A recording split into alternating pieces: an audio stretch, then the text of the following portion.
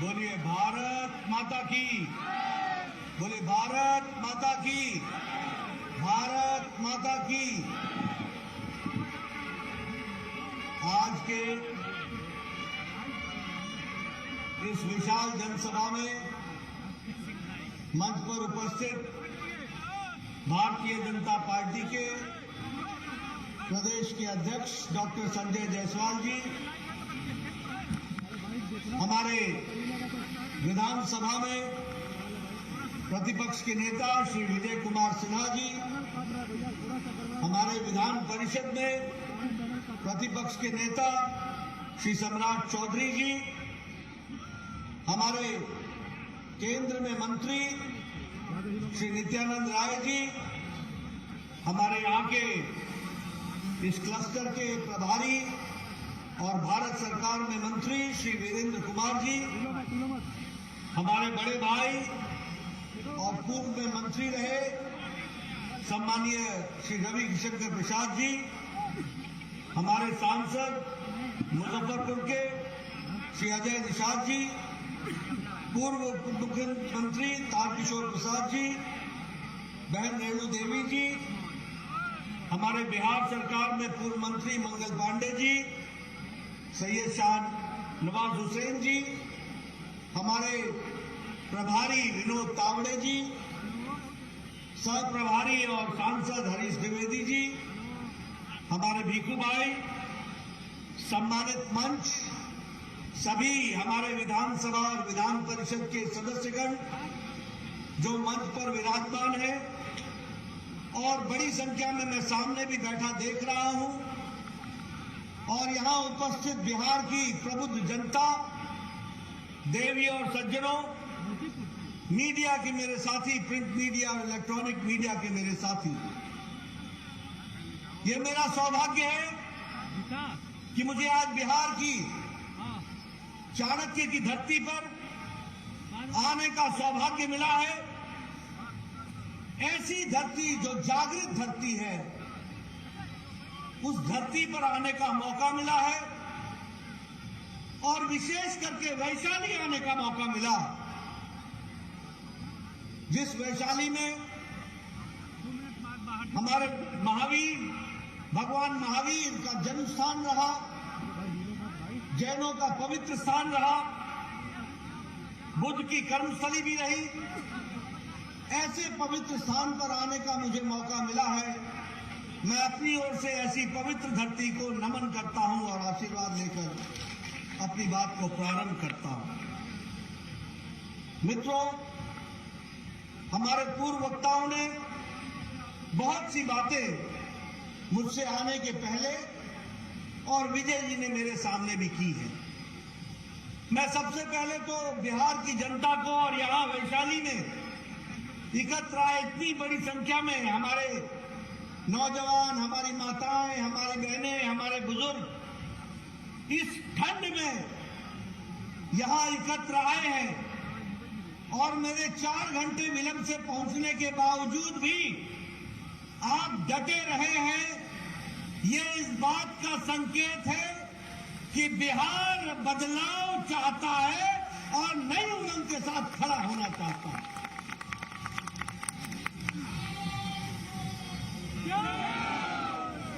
आपके इस ठंडक में, इस गर्मी के साथ, इस गर्मजोशी के साथ यहां उपस्थित होना इस बात का सूचक है, इस बात को इशारा करता है कि आप सब लोगों ने वर्तमान व्यवस्था को उखाड़ के फेंकने का और विशुद्ध भारतीय जनता पार्टी के कमल के निशान का आह्वान करने का अपने संकल्प ले लिया और इसीलिए ये जो आप सोच रहे हैं, इसको साकार करने का काम भारतीय जनता पार्टी ने भी संकल्प के रूप में लिया। और हम क्यों न लें?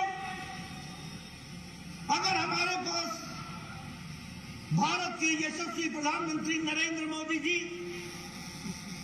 एक नेतृत्व की क्षमता रखने वाले, दुनिया में जिन्होंने अपने आप को स्थापित किया है, ऐसे हमारे नेता हो जिन्होंने विपरीत परिस्थिति में भी देश को आगे बढ़ाने में कोई कसर नहीं छोड़ी हो और उनकी इच्छा बिहार को फिर से आगे बढ़ाने की हो, ऐसे में बिहार की जनता पीछे कैसे रह सकती है? वो अभी आगे बढ़ करके उस काम को पूरा करेगी, ये मेरा विश्वास है। और जब मैं ये कहता हूं तो मैं ये भी आपसे कहना चाहता हूं कि आज हमारा सौभाग्य है कि जब दुनिया विभिन्न संकटों से गुजर रही है, फिर चाहे वो कोरोना की मार हो, फिर चाहे वो यूक्रेन का युद्ध हो, फिर चाहे वो सप्लाई चेन की मुसीबत हो, फिर चाहे वो महंगाई का विषय हो, जब सारी दुनिया जूझ रही है तो मैं बड़े गौरव के साथ और फख्र के साथ ये कह सकता हूं कि इन विपरीत परिस्थिति में भी भारत को आगे बढ़ाने का काम किया है तो भारत के यशस्वी प्रधानमंत्री नरेंद्र मोदी जी ने किया। और मैं फिर कहने के लिए नहीं कह रहा हूं, आप सब लोग यहां पर खड़े हैं, बैठे हैं, बड़े नजदीक नजदीक हैं, किसी ने भी चेहरे पर मास्क नहीं पहना है। हालांकि हिदायत दी गई है कि मास्क पहनो, पर आप नजदीक नजदीक खड़े हैं। यह इसलिए संभव हो पाया है कि भारत के यशस्वी प्रधानमंत्री ने 135 करोड़ की जनता को 220 करोड़ टीकाकरण करके डबल डोज देकर के आपको सुरक्षा कवच पहनाया। आप चीन की हालत देख लीजिए, टेलीविजन पर आपको आए दिन दिख रहा है। अमेरिका में टीकाकरण पूरा नहीं हुआ है, यूरोप में टीकाकरण पूरा नहीं हुआ है, अभी भी वहां के देश टीकाकरण के विषय को लेकर के जूझ रहे हैं। लेकिन यह हमारा देश है, मोदी जी के नेतृत्व में आज 220 करोड़ डबल डोज और बूस्टर डोज लेकर के तैयार है कोरोना से दो हाथ करने की। अगर मैं बात करूं तो एक समय था, मैं पूर्व में स्वास्थ्य मंत्री भी रहा हूं, इस देश में 25 साल लग गए टेटनस की दवा को आने में। इस देश में 28 साल लग गए ट्यूबरक्लोसिस की दवा को आने में। इस देश में 30 साल लग गए। इस देश में 25 से 30 साल पल्स पोलियो के 2 बूंद को पहुंचने में लग गए। इस देश में 100 साल लग गए जापानी बुखार की दवा को पहुंचने में। 1906 में जापान में दवा बन गई थी और भारत में गोरखपुर में, जहां से हरीश द्विवेदी आते हैं, यह दवा 2006 में पहुंची जब योगी जी वहां के सांसद हुआ करते थे। 100 साल, 100 इयर्स। लेकिन 2020 के जनवरी में कोरोना आया। 2020 के अप्रैल में मोदी जी ने टास्क फोर्स बैठाया और भारत सरकार की तरफ से साइंटिस्टों को प्रोत्साहित किया गया, कंपनियों को प्रोत्साहित किया गया और 9 महीने के अंदर एक नहीं 2 वैक्सीन बना करके भारत खड़ा हो गया। ये बात भी हमको याद रखनी चाहिए। और आज हम 100 देशों को वैक्सीन मैत्री में वैक्सीन दे चुके हैं। 48 देशों को हम मुफ्त दे चुके हैं। 1.5 करोड़ डोज हम मुफ्त दे चुके हैं। यह भारत का एक आत्मनिर्भर का परिचय है जिसको हमको समझना चाहिए। इसलिए विकास की अगर हम बात करें, देश को आत्मनिर्भर होने की बात करें, तो नए नए आयाम हम लोगों ने स्थापित किए। अभी ये यूक्रेन का युद्ध हुआ, कौन सा ऐसा देश है जो अपने नागरिकों को वापस लाया हो? कौन सा ऐसा देश है? क्या अमेरिका लेकर के आया था? क्या ऑस्ट्रेलिया लेकर के आया? क्या हमारे पाकिस्तान के लोग लेकर के आए? क्या बांग्लादेश के लोग लेकर के आए? क्या श्रीलंका के लोग लेकर के आए? लेकिन भारत के यशस्वी प्रधानमंत्री ने एक समय में पुतिन से बात की, एक समय में ज़ेलेंस्की से बात की, यूक्रेन का युद्ध रुकवाया और 32,000 छात्र सुरक्षा के साथ वापस भारत पहुंचाया। ये भारत का बदल के तस्वीर। 32,000।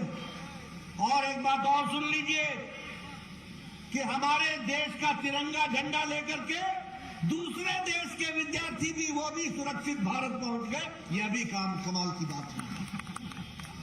अगर मैं बात करूं, आज 200 साल राज किया हमको ब्रिटेन ने, ब्रिटानिया ने हमको 200 साल राज किया।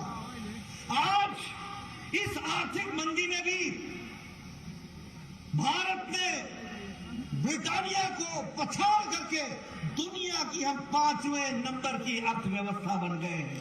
दुनिया के हम 5वें नंबर की अर्थव्यवस्था।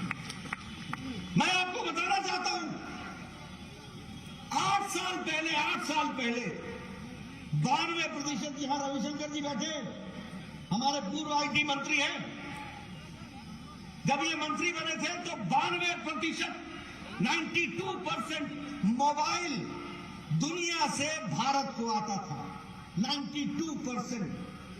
आज 97% भारत मैन्युफैक्चर कर रहा है मोबाइल और दुनिया को दे रहा है। मैं ठीक बोल रहा हूं रविशंकर जी? 97% दुनिया को मोबाइल दे रहा है। सारी मैन्युफैक्चरिंग यहां हो रही है। स्टील में हम, इस्पात में हम दूसरे नंबर के मैन्युफैक्चरर हो गए, दूसरे नंबर के। अगर हम बात करें केमिकल्स में तो हमारा एक्सपोर्ट 6 गुना बढ़ गया। इलेक्ट्रॉनिक्स में हमारा एक्सपोर्ट, हमारा निर्यात 7 गुना बढ़ गया। अगर हम बात करें दवाइयों की तो दुनिया के प्रगतिशील देशों की फार्मेसी भारत बन गई है और दुनिया को सस्ती दवा देने का काम भारत ने पकड़ा है। ये आत्मनिर्भर भारत खड़ा हो गया और ये सब मोदी जी के नेतृत्व में हुआ है। लेकिन हम यही नहीं रुके हैं। मैं यहां वैशाली में आया हूं। बताइए, आपको गैस का कनेक्शन मिला है कि नहीं मिला है? बताइए बहने, आपको गैस का कनेक्शन मिला है कि नहीं मिला है? मैं तो गांव से आता हूं। मैंने तो देखा है कैसे बहनें सुबह सुबह उठ करके लकड़ी इकट्ठा करती थी और लकड़ी इकट्ठा करके चूल्हा जलाती थी। और आपके यहां गोईठा बनाया जाता था, उसको थापा जाता था। क्या बोलते हैं? थापना ही बोलते हैं। थापना ही ना, गोईठा थापा जाता था, धूप में सुखाया जाता था, उससे चूल्हा जलाया जाता था और तब जाकर के धुएं के बीच में 1 कप चाय बना करके बहनें अपने पति देव को दिया करती थी। आजकल 11 करोड़ बहनें हैं, लाइटर से, टक से गैस का चूल्हा जलाती हैं और 15 मिनट में चाय पिलाती हैं और 1 घंटे में भोजन खिला करके पति देव को विदा कर देती है, जाओ काम पर जाओ। ये महिला सशक्तिकरण हुआ। मैं बिहार में बचपन में न गुजरा, मैं आपके सामने वो तस्वीर कहना नहीं चाहता हूं, लेकिन क्या ये सच्चाई नहीं थी कि सुबह सूरज उगने के पहले और शाम को सूरज ढलने के बाद हमारी बहनें गांव से निकल करके झुंड की झुंड अपने दैनिक नित्य कर्म के लिए जाया करती थी? क्या ये तस्वीर नहीं देखी? जब मोदी जी ने कहा स्वच्छता अभियान, तो लाल किले पर जब ये बात कही तो उनका मजाक बनाया गया। कहा कि भारत का प्रधानमंत्री शौचालय की बात कर रहा है, वो भी लाल किले से। वो इसलिए मजाक उड़ा रहे थे कांग्रेसी भाई क्योंकि उन्होंने गरीबी देखी नहीं थी, उनको मालूम नहीं था। आज 12 करोड़ बहनों को इज्जत घर दे करके अगर भारत की महिलाओं को इज्जत दिया है तो नरेंद्र मोदी जी ने दिया। 12 करोड़ बहनों को। मेरा बचपन पटना में गुजरा, मैं आसपास के गांव देखा है, मैं जानता हूं। मुझे मालूम है ढिबरी क्या है, मुझे मालूम है लालटेन क्या है, मुझे मालूम है रात कैसे गुजरती थी। ढिबरी जलावा हो, ढिबरी जलावा हो। आज 18,000 गांव थे बिना बिजली के, 18,000 गांव। आज मोदी जी ने 18,000 गांवों को बिजली से युक्त कर दिया है और 2.5 करोड़ घरों तक बिजली पहुंचा दी है। ये आप समझिए। बताइए, आजादी आपको किसने दी? कैसी आजादी थी? आप बताइए, प्रधानमंत्री गरीब कल्याण अन्न योजना मिल रही है कि नहीं मिल रही है? 5 किलो गेहूं मिलता है कि नहीं मिलता है? 5 किलो चावल मिलता है कि नहीं मिलता है? आज भारत अति गरीबी में 1% से भी नीचे हो गया। जिसको गरीब भारत बोलते थे, उसमें अति गरीबी 1% से नीचे आ गई। और ये इसलिए आई है कि प्रधानमंत्री मोदी जी ने 80 करोड़ की जनता को 2 वक्त की रोटी का इंतजाम किया, 5 किलो गेहूं, 5 किलो चावल और 1 किलो दाल देने की व्यवस्था की। मुझे याद है, मैं जब पहली बार एमएलए बना तो मेरे पास, और आप सब लोग जितने एमएलए बने हैं सबका आपने देखा होगा, इसका इलाज कराना है, इसका बाईपास होना है, इसको स्टंट लगना है, इसका किडनी का ऑपरेशन होना है, इसका गुर्दे का ऑपरेशन होना है, इसका लीवर का ऑपरेशन होना है, इसको 3 लाख लगेगा, इसको 2.5 लाख लगेगा। और मैं स्वास्थ्य मंत्री होता था और मैं कहता था, देखो भैया, मैं इतना तो नहीं दे पाऊंगा, कुछ तो इंतजाम कर लो, मैं तुमको 1 लाख दे देता हूं।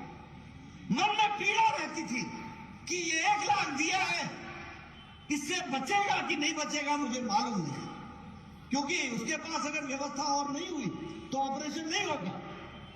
लेकिन मोदी जी आए, भारत के प्रधानमंत्री बने, उन्होंने मुझे स्वास्थ्य मंत्री बनने का मौका दिया और कहा, नड्डा, कुछ बड़ा करना है और देश के गरीब लोगों की हमको स्वास्थ्य सुरक्षा देनी है।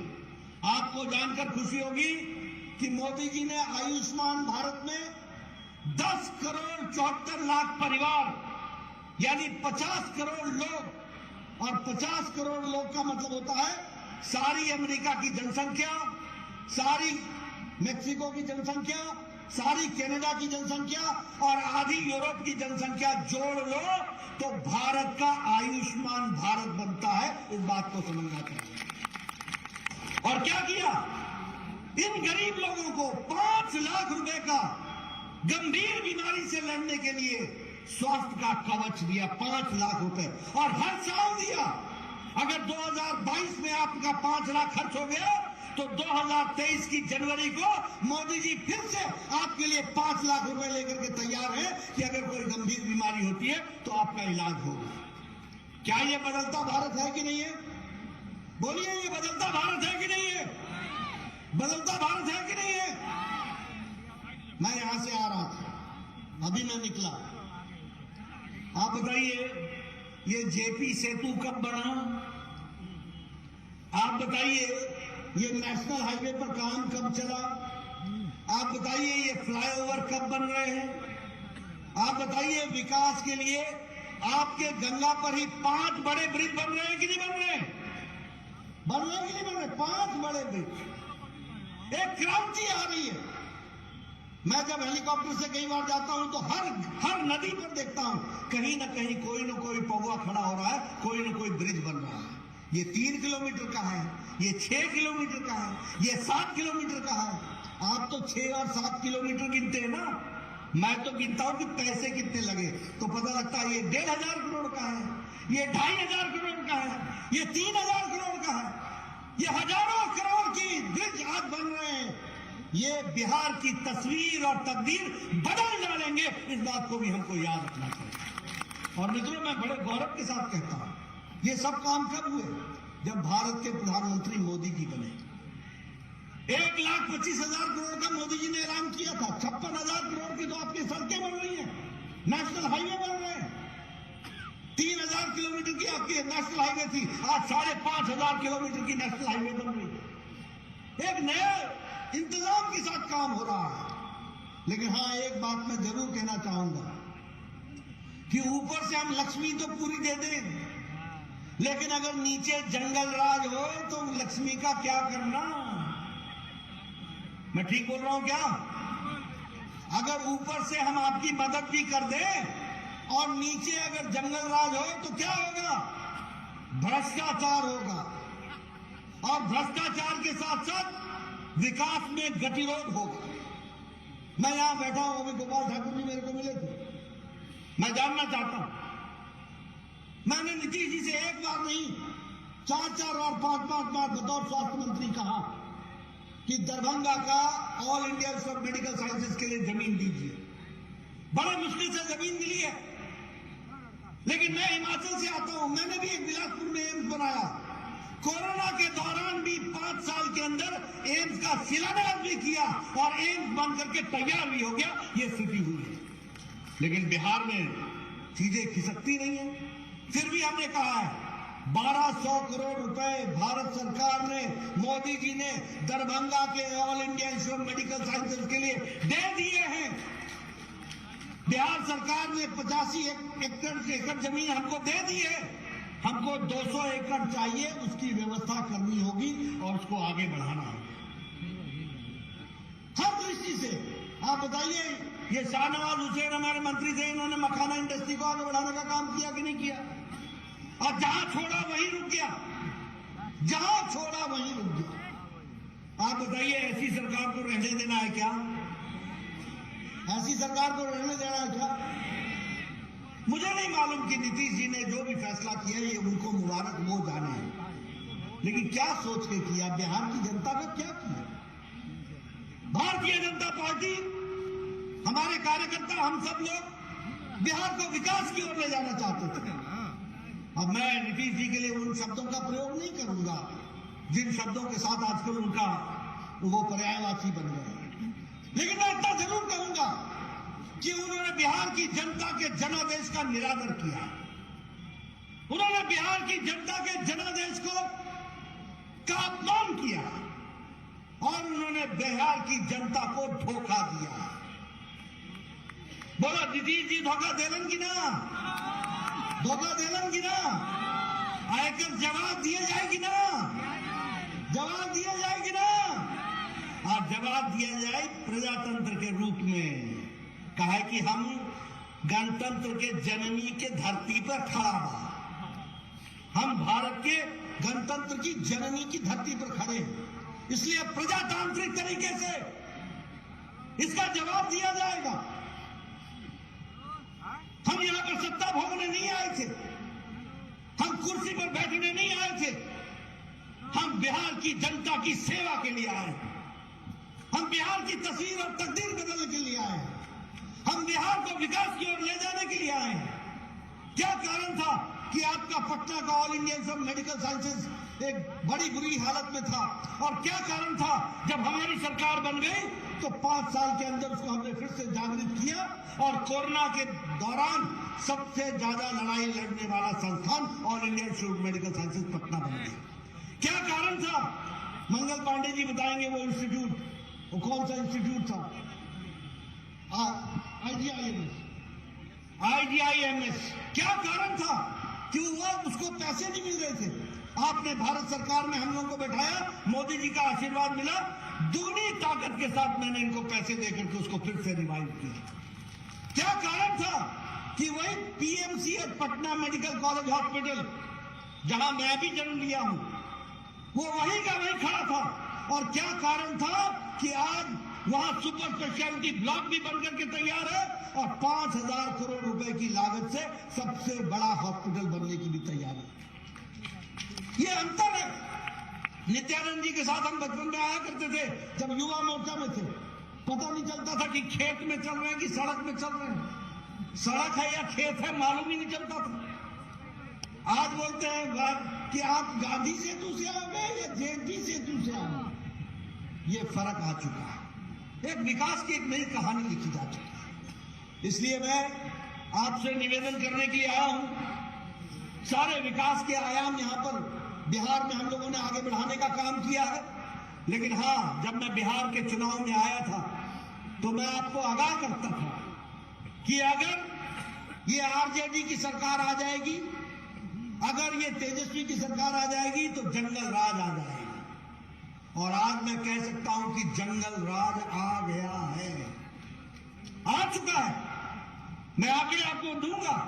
अगस्त महीने में कितने मर्डर हुए, एक ही महीने के अंदर कितने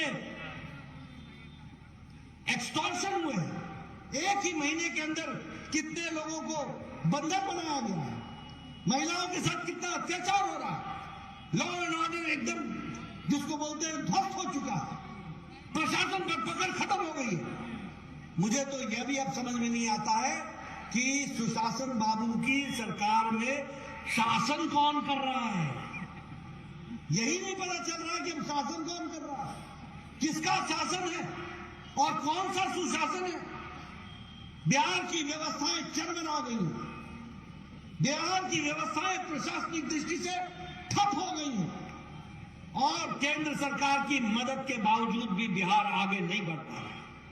और इसीलिए मैं आपसे अपील करने आया हूं, मैं आपसे निवेदन करने आया हूं, मैं आपसे गुजारिश करने आया हूं, मैं आपसे अर्ज करने आया हूं कि समय आ गया है जब बिहार को भारतीय जनता पार्टी विशुद्ध रूप से आगे ले जाए। अब समय आ गया है जब भारतीय जनता पार्टी बिहार का नेतृत्व करे और भारतीय जनता पार्टी की विशुद्ध सरकार बनकर के बिहार को आगे बढ़ाने में अपना योगदान करे। बताइए, आप लोग इसमें आगे बढ़ेंगे ना? आप लोग आगे बढ़ेंगे ना? करेंगे ना? मैं इधर से सुनना चाहता हूं, बिहार की जनता कमल के निशान को आगे बढ़ाएगी, बढ़ाएंगे। मित्रों, मैं इस क्षण में आपका ज्यादा समय नहीं लेना चाहता हूं, काफी देर हो गई है। बहुत से मुद्दे मैं बोलना चाहता था, लेकिन मैंने कहा कि मैं फिर आऊंगा और आपके साथ और विस्तृत से बात करूंगा। लेकिन आज मैं एक ही बात कहना चाहता हूं, बिहार को मैं अच्छी तरीके से जानता हूं, इनकी तकलीफों को भी जानता हूं और बिहार के दमखम को भी जानता हूं। बिहार अगर कुछ फैसला कर लेता है तो उसको निर्णायक मोड़ तक पहुंचाता है और मैं चाहता हूं कि आप अब फैसला कर लीजिए, समय आ गया है। ये जितने रली मिली लोग हैं ना, रले मिले लोग, पता नहीं चलता कि कब मसर में दाल आ, चना आ गया और चना में मसर आ गया। इससे जरा सा छुट्टी पाइए और विशुद्ध भारतीय जनता पार्टी के कमल के निशान को, सरकार को आगे बढ़ाने का काम। मुझे पूरा विश्वास है कि आप इसको आगे बढ़ाएंगे। आपने इस सर्दी में भी मेरी बात ध्यानपूर्वक सुनी, आपका बहुत बहुत धन्यवाद। जय भारत, जय बिहार। धन्यवाद।